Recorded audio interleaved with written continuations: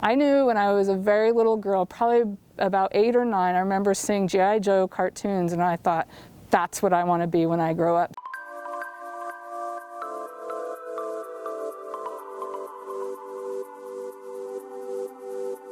There was no doubt that I was going to be in the Army. I wanted to play in the dirt, I wanted to shoot guns.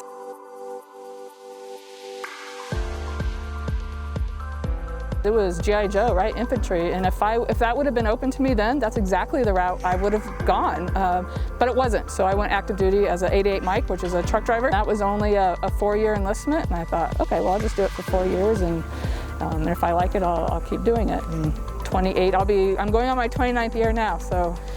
Very first duty station was in Germany, and so probably the best job still that I ever had. Driving 18-wheelers, 915s. From there I got off active duty, went to college, and came back in as an officer. Went back on active duty, and that's how I ended up in Kansas. I was at Fort Riley, Kansas when I got off active duty. And 12 years later, I was still in Kansas and in the Kansas Guard. There were times I was like, heck yeah, this is what I'm going to do forever. And then like, not going to do this, I can't wait to get out. And so I had that moment in my life where I got out.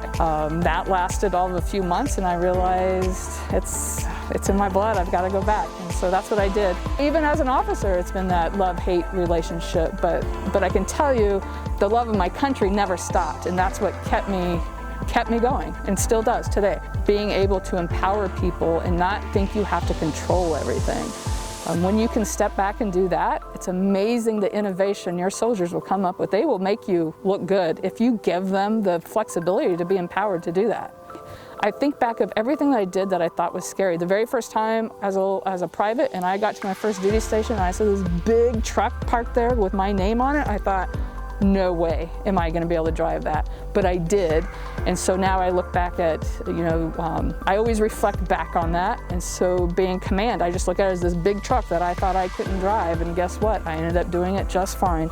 And so once you get in it and you find that confidence and remind yourself of that confidence, you're going to drive that truck just fine.